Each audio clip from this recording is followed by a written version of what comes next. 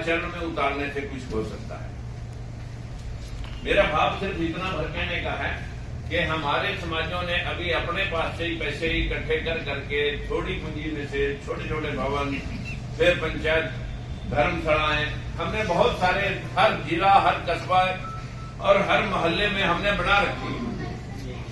और वहां पर क्या हो रहा है, वहां पर राजनीति का अखाड़ा बनता जा रहा है, जबकि ये संस्थान समाज को दिशा और दशा सुधारने के लिए और बाबा साहब महात्मा ज्योतिबा फूले ने किन तिरस्कारों के बाद आज समाज को इस कुर्सी पर बैठने के लायक बनाया। ये समाज की दशा दिशा तभी सुधर सकती है अगर हम अब शिक्षित होने के बाद क्रियान्वयन ढंग से राजनीतिक तौर पर, सामाजिक तौर पर और आर्थिक तौर पर संपन्न और मजबूत बनेंगे। लेकिन हमारे कमजोर समाज ने आपस में पैसे इकट्ठे कर करके धर्मशालाएं बनाई, बहुत कुछ बनाया, लेकिन बाबा साहब और माता सावित्रीबाई फुले की विचारधारा को हमने छुआ तक नहीं। हम जो देश में पढ़ रहे हैं, जो देश में घटा नहीं, हम उसे पढ़ रहे हैं क्योंकि मनुवादियों ने आपके ऊपर वो संस्कार लाद रखे हैं। हमारी बहनें धर्म और कर्म में अपने बच्चों को कायर बना देती हैं और उनको वही चीज पढ़ाती हैं कि बच्चे धोख मार ले, डिग्री मिल जाएगी, शिक्षा मिल जाएगी, घर में उनकी हो जाएगी, पैसे हो जाएगी, जबकि ये सब कुछ शिक्षा के माध्यम से मनोबल मजबूत करके आगे बढ़ने से काम होते हैं। मित्रों, हम पैसा इकट्ठा करके भवन बनाते हैं, लेकिन मनुवादी पैसा इकट्ठा करके आरएसएस के तरह अपने प्रचारक बनाते हैं। वो प्रचारक समाज में जाके प्रचार करते हैं अपनी विचारधारा का, अपनी विचारधारा के मुताबिक आपको ढालते हैं, फिर वो राजनीति बनाते हैं। राजनीतिक और सामाजिक तौर पर वो मजबूत होकर के आगे बढ़ जाते हैं। सामाजिक और आर्थिक तौर पर वो जब आगे बढ़ जाते हैं, फिर वो सत्ता अपने हाथ में ले लेते हैं और सत्ता के माध्यम से फिर भवन बनाते हैं। हम भवन बना रहे हैं अपनी जेब से, वो भवन बना रहे हैं सत्ता से।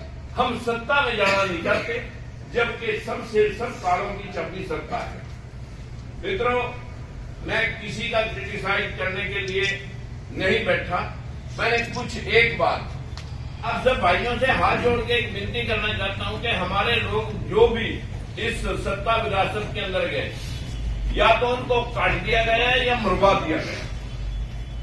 जो भी ओबीसी के लोग, एससी एसटी ओबीसी के लोग जो भी आगे बढ़े मनुवादी व्यवस्था के द्वारा, वो सब के सब शिकस्त के शिकार हैं। कारण क्योंकि हमने इनको नहीं पढ़ा। जो हमने पढ़ा वो देश में घटा नहीं, और जो देश में घटा वो पढ़ाया नहीं गया। आज रामायण महाभारत के तो सारे सिलेबस सब स्कूलों में आदेश हो चुके हैं। जैसे लालू, देवीलाल, मुलायम, उन्होंने किसी ने किसान वर्ग की, किसी ने दलित वर्ग की, किसी ने पशुपालक वर्ग की राजनीति की थी। हम भी इस तरह से आगे बढ़ सकते हैं अपने संगठन बनाकर। फिर आप कहते हैं आपने बीजेपी छोड़ दी।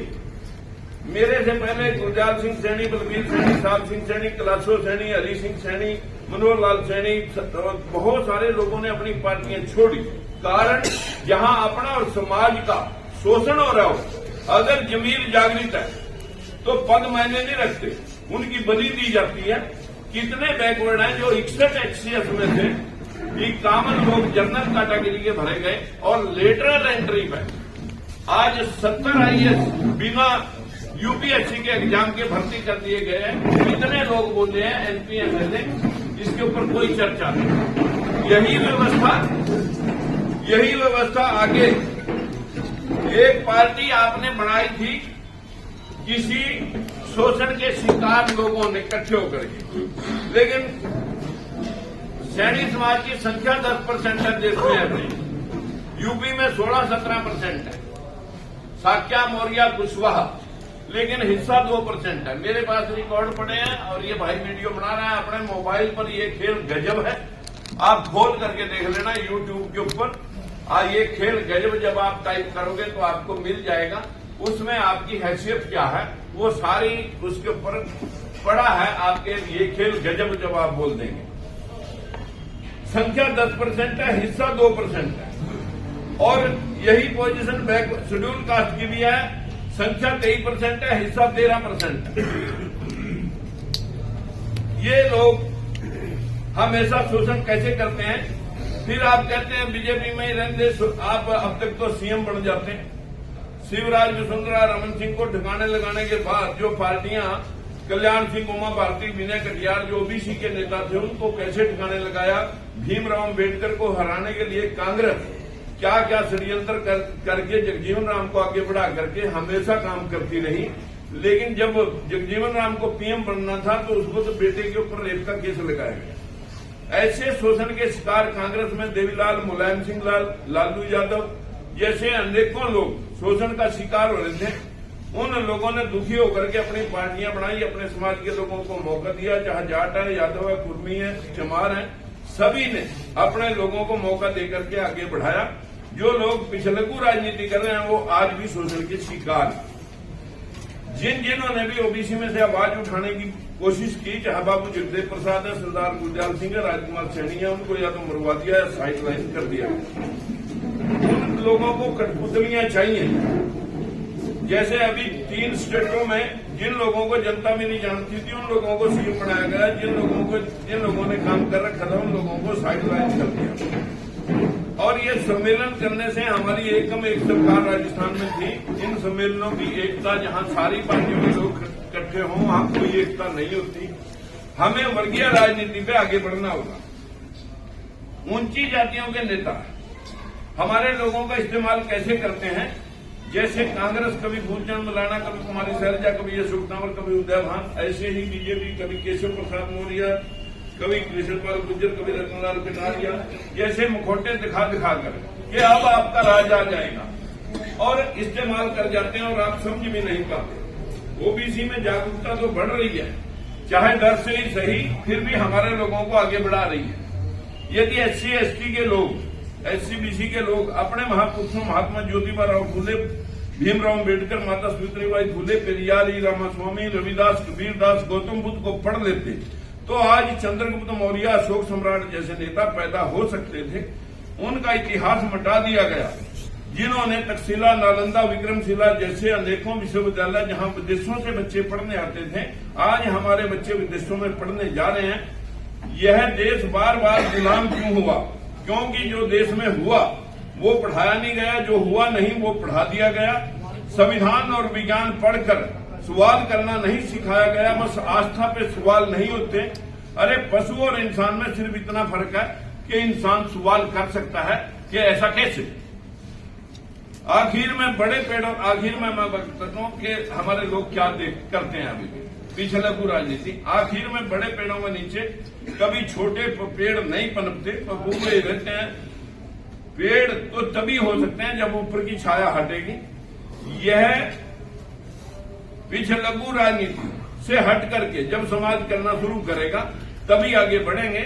हिसाब लेना, मैंने तो 1996 से साथियों अभी तक 3 बार सत्ता इस भेदभाव के खिलाफ छोड़ी है। सत्ता मेरा कारोबार नहीं है। हम तो सिर्फ समाज को आगे ले जाने के लिए आपसे भी प्रार्थना करते हैं कि यदि कोई विधायक, सांसद बोलता है तो किनारे लगा दिया जाता है।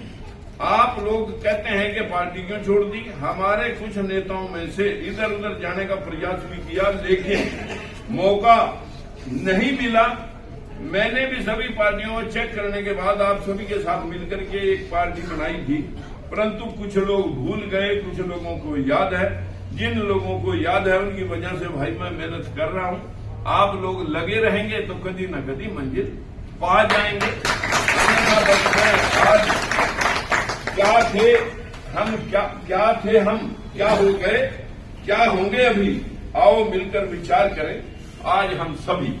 बस मैं ये कहूंगा कि माता सावित्रीबाई फूले की जन्म तिथि पर हम आज विचार करें, अपने बच्चों को अंधविश्वास से हटा करके राजनीति की सक्रिय आर्थिक और सामाजिक विचारों को उनको जो है ना आगे बढ़ाएंगे। और मैं सभी से विनती करूंगा कि अगर किसी के मन को कोई ऊंच नीच लगी हो तो क्षमा